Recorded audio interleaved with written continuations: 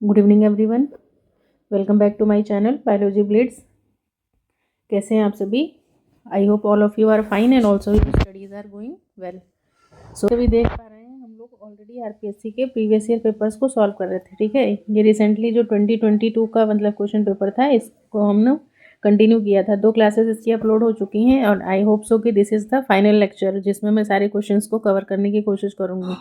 तो बहुत एक्सप्लेन नहीं करेंगे, फटाफट क्वेश्चंस को देखते जाएंगे और उसके बाद उनके आंसर्स। ठीक है, बाकी बहुत सारे क्वेश्चंस जो हैं वो मोस्टली रिपीटेड ही हैं या मे बी उनके जो भी कॉन्सेप्ट्स हैं वो ऑलरेडी मैं प्रीवियस ईयर के जो भी मैंने क्वेश्चन पेपर्स करवाए हैं वो कहीं ना किसी पेपर में आया हुआ है। So without wasting any more time let's start. So the first question is Aristotle's lantern. ठीक है, Aristotle lantern is an example of which class of Echinodermata. Echinodermata के किस क्लास का मतलब ये स्पेशल फीचर है। तो सबसे पहले तो ये चीज़ आपको पता होना चाहिए कि एरिस्टोटल लैंटर्न जो है वो किस में पाया जाता है। तो ये एग्जाम्पल है किसमें, सी अर्चिन का। और सी अर्चिन का भी क्या है, एक तरीके से ये डेंटल अपरेटस है। Dental apparatus in the sense की is a set of 5 teeth that surround the mouth of a sea urchin. Okay, और ये कौन सी क्लास को बिलोंग करता है, सी अर्चिन। तो सभी को पता होगा this belongs to the class Echinodermata. तो आंसर आपका क्या हो जाएगा यहाँ पे, फर्स्ट ऑप्शन। नेक्स्ट है कि मतलब ये जो एरिस्टोटल लैंटर्न है इसका नाम आपको एक बार आप ये भी सोच सकते हो ना कि इसका नाम एरिस्टोटल्स लैंटर्न पड़ा क्यों है। तो सबसे पहली बात तो मतलब ये क्या है, सेट ऑफ 5 टीथ है। ठीक है, the teeth are made up of calcium carbonate are attach to a fleshy tongue like structure से बना होता है। Teeth can be extended to scrape algae off rocks and capture food वगैरह के लिए मतलब ये होता है एक तरीके से। मेस्टिकेटरी भी कुछ लोग बता देते हैं कि मेस्टिकेटरी ऑर्गन है उसका। Teeth are arranged in a way that resembles the lantern of a ancient Greek ship. Ancient Greek ship में मतलब लैंटर्न्स जो होते थे ना, लालटेन, उस टाइप के मतलब टीथ का यहाँ पे अरेंजमेंट है, इसीलिए इसका नाम अरिस्टोटल्स लैंटर्न पड़ा है। बाकी the teeth are surrounded by special muscles that protect and retract them and are responsible for chewing. तो फिर यू कैन से दैट कि हाँ ये मेस्टिकेटरी या च्यूइंग ऑर्गन भी मान सकते हो। नेक्स्ट है क्वेश्चन नंबर 92।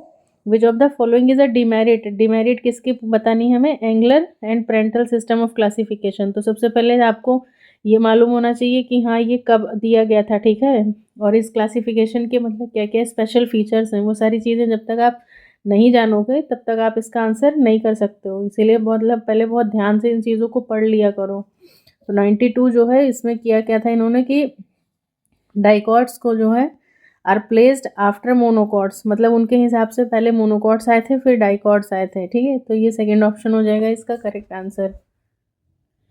बाकी इसके बारे में एक चीज़ ये भी मतलब नोट करते रहना साथ साथ में कि ये क्या है, एक तरीके का फाइलोजेनेटिक सिस्टम है क्लासिफिकेशन का। और ये कब दिया गया था, तो ये आया था आपका 1886 में आया था। ठीक है, ये चीज़ ध्यान रखिएगा।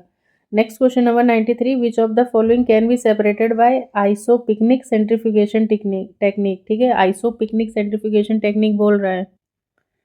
तो सबसे पहले तो देखो ये है कि आइसोपिकनिक सेंट्रीफ्यूगेशन टेक्निक जो है इसी को हम लोग और किस नाम से जानते हैं, this is also known as density gradient. नाम सुना होगा आपने, डेंसिटी ग्रेडियंट सेंट्रीफ्यूगेशन। ठीक है, तो इसमें होता क्या है, can separate particles based on their density, मतलब उनकी डेंसिटी के बेसिस पे उनको सेपरेट आउट किया जाता था। It can be use to separate, इसमें मतलब किन किन चीज़ों को आप सेपरेट कर सकते हो, डीएनए हो सकता है, आरएनए हो सकता है, साथ ही साथ सेल ऑर्गेनल्स होते हैं। ठीक है, सेल ऑर्गेनल्स जितने होते हैं हमारे वो इसी के बेसिस पे होते हैं। तो आपके यहाँ पे जो आंसर आ जाएगा वो आपका क्या हो जाएगा, फोर्थ ऑप्शन जो है ये करेक्ट आंसर हो जाएगा। नेक्स्ट है question number 94। Which of the following enzyme is associated with inner membrane of mitochondria. Inner membrane of mitochondria already हम लोग क्रेब साइकिल वगैरह बहुत बार डिस्कस कर चुके हैं, तो ये चीज़ आप देख चुके हो क्या है, सेक्सिनिक डिहाइड्रोजिनेज। ठीक है, जिसको और भी क्या नाम दिया गया था, एसडीएच। नेक्स्ट है question number 95। Which of the following is not the objective of mental hygiene. Mental hygiene की इसमें से क्या ऑब्जेक्टिव नहीं हो सकती है। तो डेफिनेटली मेंटल हाइजीन का मतलब क्या है, रियलाइजेशन ऑफ ओन पोटेंशियल्स। आपको पता होगा कि आपकी शक्तियाँ क्या हैं, आपके पोटेंशियल्स क्या हैं। Maintaining good mental health definitely होगा। To increase the intelligence of child. Intelligence का यहाँ से मेंटल हेल्थ से कोई मतलब नहीं होना चाहिए मेरे अकॉर्डिंग। बाकी प्रिवेंशन ऑफ मेंटल इलनेस ये भी हो सकता है, मतलब मानसिक बीमारियों से खुद को बचाना। नेक्स्ट है क्वेश्चन नंबर 96, कह रहा है इन एसडीएस पेज, ऑलरेडी हम लोग देख चुके थे कि एसडीएस का फुल फॉर्म क्या है, ये सारी चीज़ें I am not going to explain again. तो यहाँ पे क्या है कि the protein sample is first, जो प्रोटीन सैंपल है वो मतलब पहले क्या होता है, तो ट्रीटेड विद, उसको कैसे करते हैं, reducing agent and then with an ionic detergent followed by fractionation by electrophoresis. So first option is the right answer. Next question, question number 97 is asking about the gene interaction in which one gene mask the effect of non-allelic gene। तो उसका answer क्या हो जाएगा आपका epistasis. तो जिसका effect mask हो जाएगा वो क्या कहलाएगा, मतलब एपिस्टेटिक जीन या फिर हाइपोस्टेटिक हो जाएगा। और question number 98, how many true breeding P varieties, कितनी ट्रू ट्रू मतलब ब्रीडिंग पी वैरायटीज जो थी मेंडल ने लिया था, तो इसका आंसर है 14। Next question number 99, which of the following statement is correct, chromosome can be stained by safranin, नहीं, क्रोमोजोम जो है वो किससे, एसिटोकार्मीन से स्टेन किया जाता है। The chromatin material which remains in highly condensed state is called euchromatin, नहीं, वो क्या होते हैं, हेटेरोक्रोमेटिन होते हैं, हेटेरोक्रोमेटिन। नेक्स्ट है उसके बाद में, basic structural unit of eukaryotic chromosome is nucleosome, yes this is the correct answer for this question. और फोर्थ ऑप्शन क्या कह रहा है कि intercalary part of chromosome is called satellite, नहीं, इंटरकैलरी पार्ट को क्या बोलते हैं, इंटरकैलरी हेटेरोक्रोमेटिन बोलते हैं।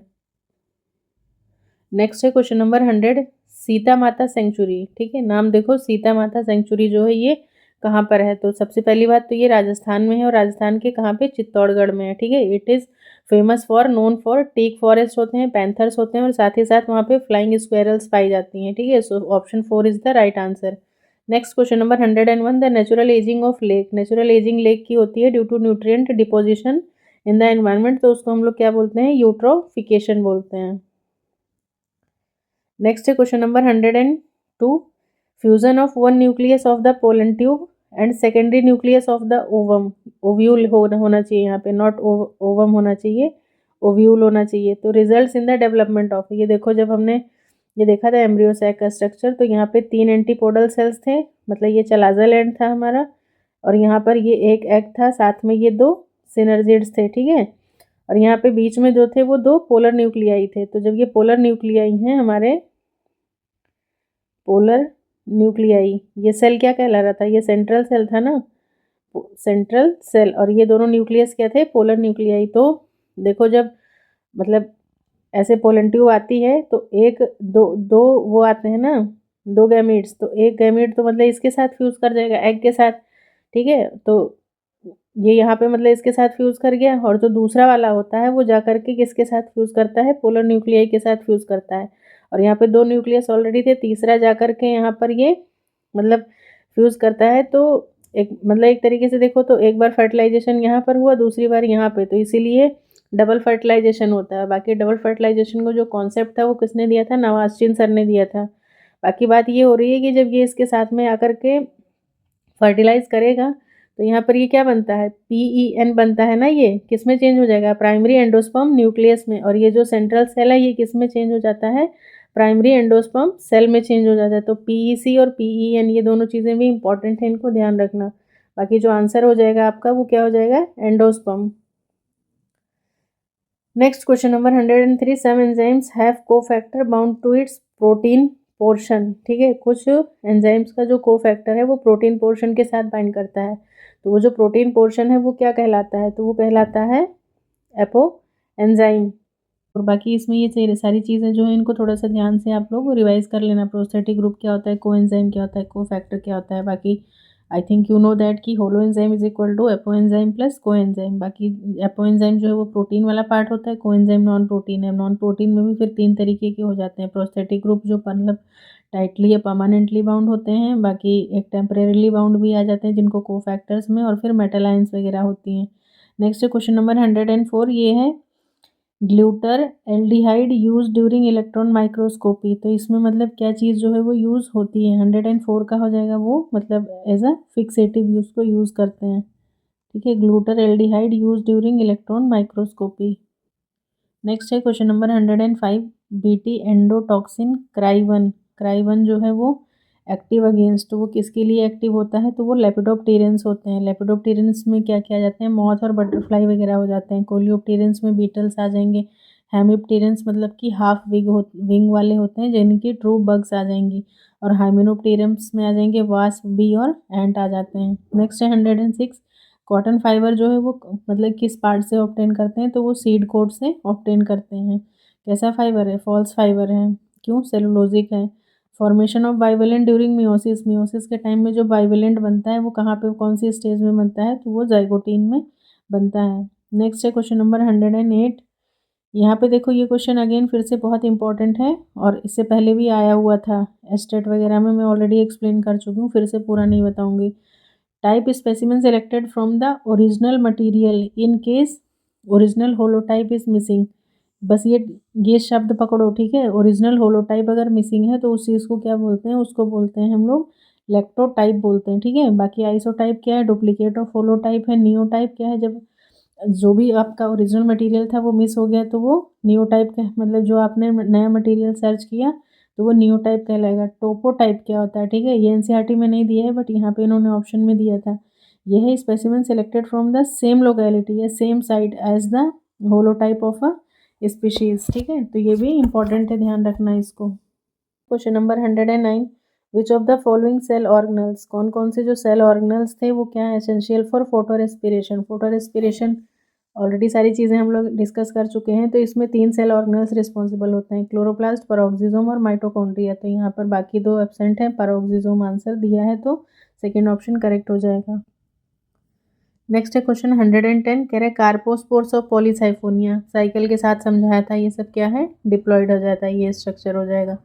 नेक्स्ट है 111, इन cockroach the 2 lateral side of head, head के लेटरल साइड में मतलब कि बिलो द कंपाउंड आई एक स्ट्रक्चर मिलता है जिसको क्या बोलते हैं, जेना बोलते हैं, ठीक है। Next 112, which of the following is not the level of पियाजे थ्योरी ऑफ मोरल डेवलपमेंट, मतलब पियाजे की थ्योरी का मोरल डेवलपमेंट में से कौन सा पार्ट नहीं है, तो रियलिज्म, इक्वलिटी, रिलेटिविज्म है। आइडियलिज्म जो है ये इनका नहीं था, ठीक है। 113 क्वेश्चन कह रहा है, again this is from pedagogy, which of the following teaching learning material comes under projective category. Projective category मतलब जो आप प्रोजेक्शन से दिखा सको, जैसे मतलब इसमें टीवी वगैरह आ जाता है, एलईडी आ जाएगा, प्रोजेक्टर सिस्टम, ये सारी चीज़ें। तो बुलेटिन बोर्ड नहीं है, पोस्टर नहीं होगा, चार्ट फिगर नहीं होगा, फिल्म स्ट्रिप्स जो है वो किस में आ जाएंगी, प्रोजेक्टिव कैटेगरी में आ जाएंगी। नेक्स्ट है 114, under suitable condition slime moulds form an aggregation, जो स्लाइम मोल्ड्स एक एग्रीगेशन बनाते हैं उसको क्या बोलते हैं हम लोग, प्लाज्मोडियम बोलते हैं। नेक्स्ट है question number 115, which of the following is not the, not पूछ रहा है, not the basic assumption of cooperative learning. तो यहाँ पे कह रहे हैं कि it makes teaching learning subject centred and teacher centred, which is totally wrong. हमेशा चीज़ें क्या हुई हैं, चाइल्ड सेंटर्ड होती हैं, ठीक है। तो यही यहाँ पे गलत है, बाकी आप पढ़ लेना आराम से, कोई दिक्कत नहीं है। नेक्स्ट है 116 में कह रहा है the highest DDT concentration, aquatic food chain है, वहाँ पे हाईएस्ट कंसंट्रेशन किसका होगा। तो सबसे पहले मतलब नीचे की तरफ में क्या होते हैं, हमारे फाइटोप्लैंक्टॉन्स आएंगे, इसके ऊपर फिर क्या आ जाते हैं, जू प्लैंक्टॉन्स आ जाते हैं। देन आफ्टर दैट फिर क्रैब वगैरह हो जाएंगे, फिर ईल आ जाएगी, और ईल के बाद फिर सीगुल, मतलब जो टॉप मोस्ट होगा वही क्या होगा, उसी में सबसे ज़्यादा डीडी का कंसंट्रेशन होगा। तो यानी कि सीगुल्स जो बर्ड्स देखने को मिलती हैं समुद्र में, वही क्या होंगी, उसके अंदर ही सबसे ज़्यादा डीडीटी का कंसंट्रेशन जो है वो हाईएस्ट होगा। नेक्स्ट क्वेश्चन है 117, कह रहा है कि फाउजोम्स इन फेरिटीमा, फेरिटीमा में जो फाउजोम्स हैं वो क्या है, वो एक तरीके का लेंस से रिलेटेड स्ट्रक्चर है, ठीक है। ये भी क्वेश्चन अच्छा क्वेश्चन है और इम्पॉर्टेंट है, मतलब समथिंग डिफरेंट है, थोड़ा डिटेल में पूछा है लेकिन अच्छा है। नेक्स्ट क्वेश्चन है 118, कह रहा है कि इन बाइसेक्सुअल फ्लावर्स, बाइसेक्सुअल फ्लावर्स मतलब एक फ्लावर में दोनों मेल फीमेल प्रेजेंट है। Maturation of gynoecium before androecium, androecium से पहले अगर गाइनोशियम मैच्योर हो जाता है तो वो प्रोटोगाइनी कहलाएगा, ठीक है। और अगर यहीं पे रिवर्स पूछा होता कंडीशन कि एंड्रोशियम पहले मैच्योर होगा, गाइनोशियम बाद में, तो वो प्रोटेंड्री हो जाएगा, ठीक है। ये चीज़ ध्यान रखना थोड़ा सा। अब डाइक्लाइनी और गाइनेंड्रस क्या है ये आप मुझे कमेंट सेक्शन में बता सकते हो। नेक्स्ट है 119, during resting state of muscles, जब मसल्स रेस्टिंग स्टेट में होती हैं, the active binding site for myosin on the actin filament is covered by, तो उसको कौन कवर करके रखता है, मास्किंग उसकी ट्रोपोमायोसिन जो है उसको मास्क करके रखता है, किसको, उसकी एक्टिव साइट को, ठीक है, active binding site for myosin. Next question number 120, which of the following is not a part of innate immunity. Innate मतलब जो बायबॉर्न है, जो जन्मजात है, ठीक है, तो एसिड ऑफ स्टमक में जो भी सारी चीज़ें हैं, बायबॉर्न है, सलाइवा है, टीयर है, वैक्सीनेशन हम लोग बाद में करवाते हैं, पैदा होने के बाद वैक्सीनेशन होता है, तो ये इन्नेट का पार्ट नहीं है, ये एक्वायर्ड का पार्ट हो जाएगा। It comes under acquired immunity, ठीक है। Which of the following is a secondary lymphoid organ. Secondary lymphoid organ क्या है आपका, अपेंडिक्स है। और एग्जांपल्स बता सकते हो सेकेंडरी लिम्फॉइड ऑर्गन के, तो जिनको पता है वो कमेंट सेक्शन में आंसर करना, ठीक है, बाकी जिनको नहीं मालूम है वो सुन लो एक बार। लिम्फ नोड्स आ जाते हैं, स्प्लीन आ जाएगा, टॉन्सिल आ जाएगा, पेयर्स पैचेस आ जाएंगे, और सबसे ज़्यादा तो क्या आ जाता है हमारा, माल्ट, ठीक है, म्यूकोसा एसोसिएटेड लिम्फॉइड टिश्यू, जो कि कितना 50% का पूरा पूरा कैरी करता है। बाकी नाल्ट भी होता है, नाजल एसोसिएटेड लिम्फॉइड टिश्यू, और भी मतलब बाल्ट होता है, bronchus associated lymphoid tissue, crypto patches वगैरह, मतलब ये सारे, बाकी बेसिक्स तो तुम्हें पता ही होनी चाहिए, lymph node, spleen, tonsil, Peyer patches, MALT, ठीक है। नेक्स्ट है question number 122, as a parasite in human the final और फोर्थ मोल्टिंग। एस्केरिस लार्वा की मोल्टिंग ऑलरेडी पूरा नोट्स के फॉर्म में मैंने तुमको बताया था, तो फिलहाल इसका आंसर बस डायरेक्टली मार्क करो, बाकी जिनको देखना है वो जा करके देख लेना, मैंने बताया था पहले भी। तो इसका आंसर क्या है, फाइनल मोल्टिंग जो है फोर्थ वाली, वो कहाँ पे हो रही है, उसके इंटेस्टाइन में होती है। नेक्स्ट क्वेश्चन है क्वेश्चन नंबर 123।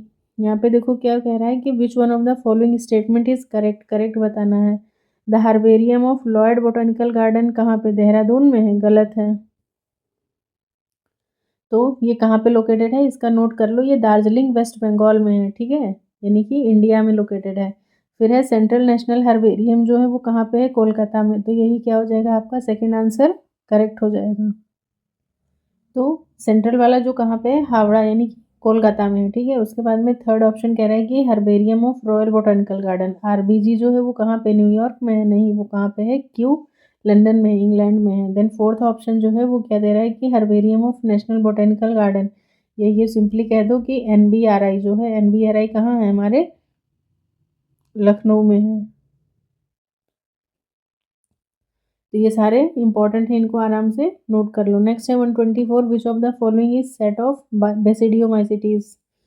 फंजाई की क्लासेस देखी होंगी, पढ़ी होंगी, तो पता चल रहा होगा कि क्या है, एगरिकस, अस्टिलागो और पक्सीनिया। मतलब ये नहीं कि एक जनरा देख के आंसर मार्क कर देना, सारे जनरा एक एक करके चेक कर लेना है। ये वाले किस में आ जाएंगे, एस्परजिलस, क्लेविसिस, न्यूरोस्पोरा, ये ड्यूटेरो के हो जाएंगे।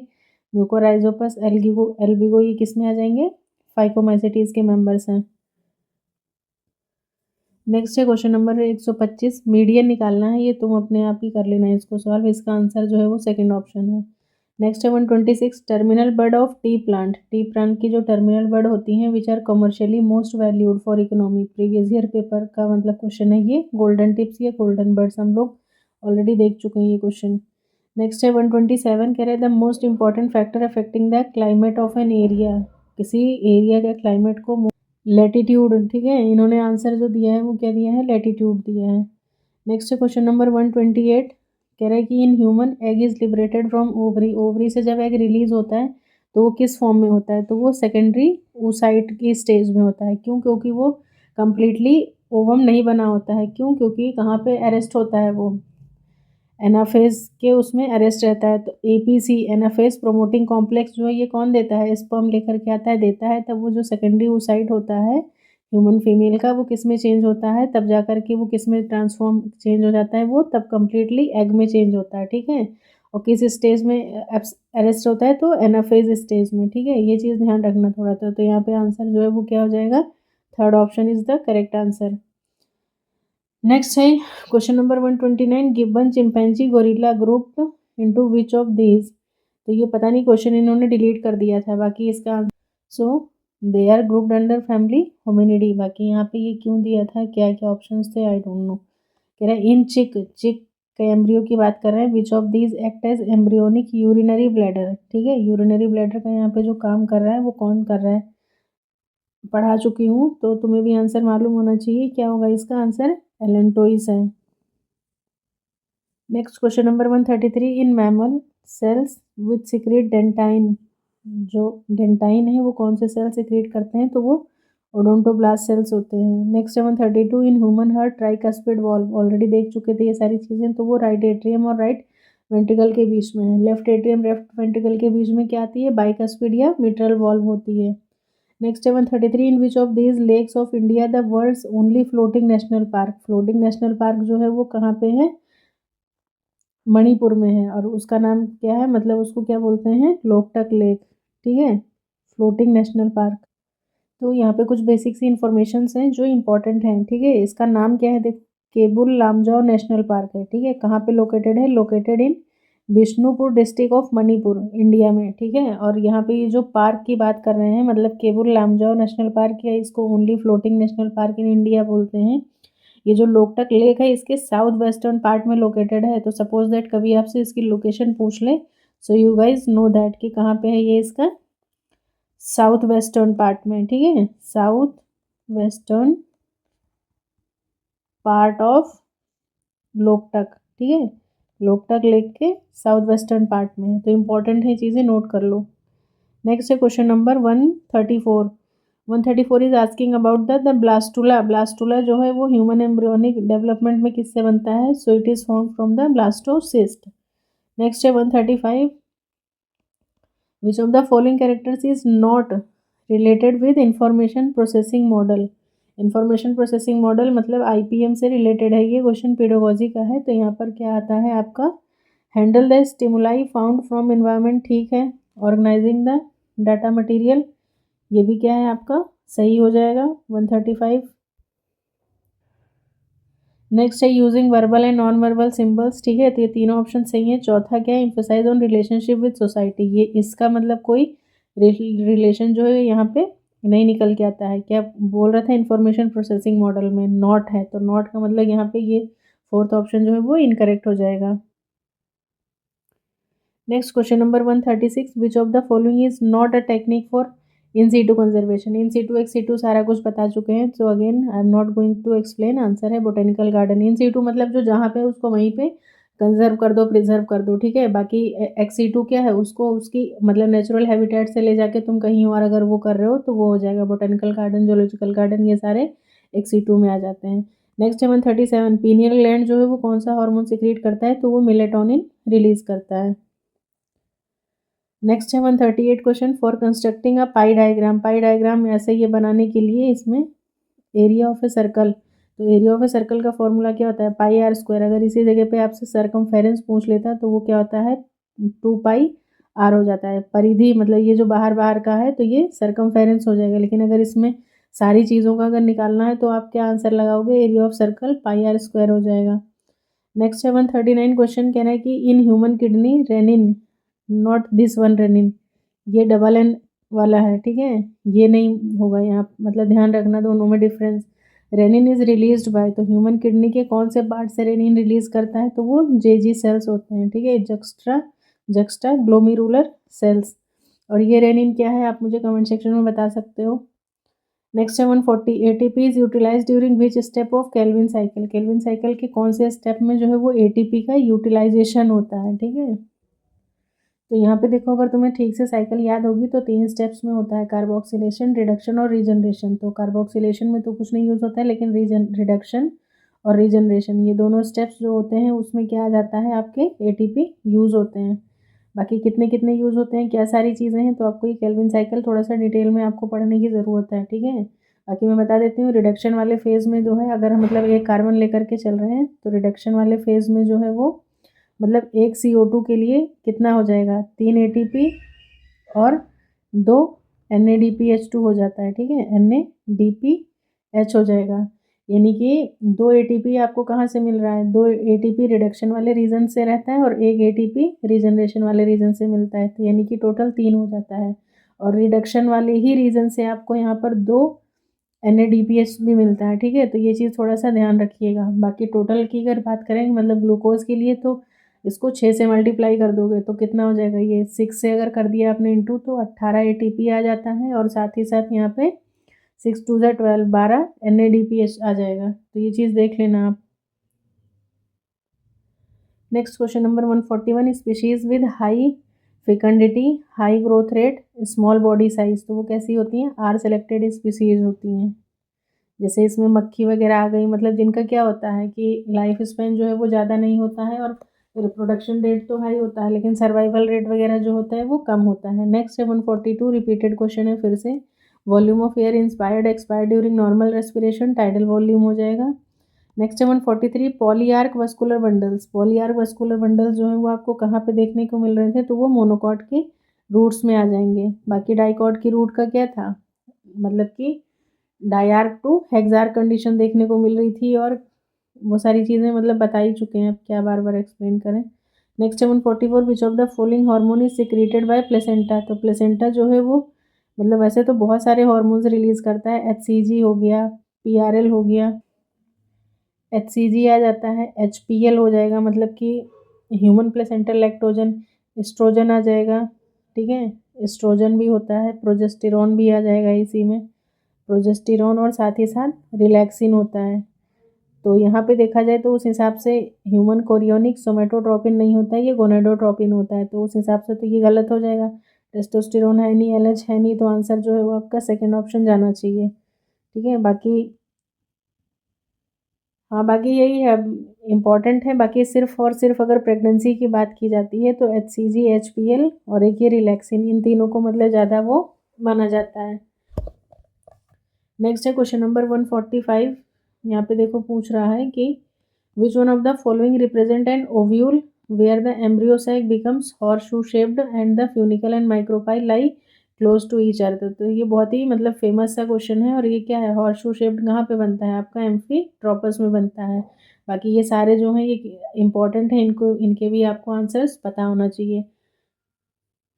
बाकी जहाँ तक मुझे याद आ रहा है कि मैंने ऑलरेडी जो मैंने प्रीवियस ईयर पेपर्स करवाए हैं उसमें किसी में मैंने इसको बहुत अच्छे से पढ़ाया हुआ है, तो आप जाके देख लेना। I am not going to explain another once more.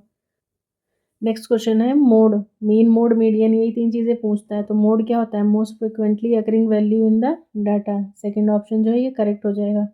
Next 747, graphical representation of a frequency distribution. तो वो क्या बनाता है, किससे होता है? हिस्टोग्राम हो जाएगा। फिर रिपीटेड क्वेश्चन है ये। 148 है, ग्लेसन्स कैप्सूल कहाँ पे देखने को मिलता है? तो ये लीवर का पार्ट, लीवर में देखने को मिलते हैं।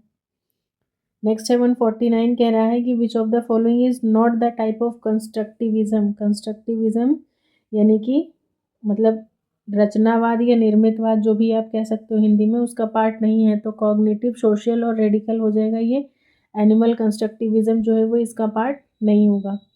नेक्स्ट है question number 150 and this is the last question of this paper. यहाँ पे पूछ कह रहा है which of the following is not the kind of the learning given by Ausubel's modern cognitive theory of learning. तो इसका answer है observational learning. तो इसी के साथ हमारा ये 2022 वाला पेपर भी जो है वो हम क्या करते हैं, मतलब कि कंप्लीट होता है, ठीक है। इसके बाद देखते हैं DSSB की अगर ज़रूरत है तो बताना कमेंट सेक्शन में, नहीं तो फिर हम लोग अपना रिवीजन स्टार्ट करेंगे। बाकी देखो स्टार्ट उस पर्पज़ से करेंगे कि जब तुम्हारा भी मतलब उतना ही रिस्पॉन्स होगा, बिकॉज बस मैं इनपुट दिए जा रही हूँ और आउटपुट आपकी तरफ से कुछ नहीं आ रहा है। CTR वैल्यू एकदम तुम लोग गिरा ही देते हो मेरे वीडियोज़ की, तो एटलीस्ट यार थोड़े से एफर्ट्स तो डाल लिया करो, ठीक है। तुम्हें देखना ही तो होता है, तो देखो फिर जैसा भी है आप अपना रिस्पॉन्ड करना, जैसा भी है बताना कि आगे क्या कंटिन्यू करना है, ठीक है। टॉपिक तुम्हारी तरफ से होगा, पढ़ाना मुझे है, तो तुम ये चीज़ मुझे कमेंट सेक्शन में बताओ जो भी तुम्हें नीड है, नहीं तो फिर मैं अपने अकॉर्डिंग तो करवा ही दूँगी। सो मिलते हैं फिर नेक्स्ट क्लास में कुछ और नए कोर्स के साथ, या फिर नया कोई टॉपिक कंटिन्यू करेंगे। तब तक के लिए thanks for watching everyone, bye bye, take care.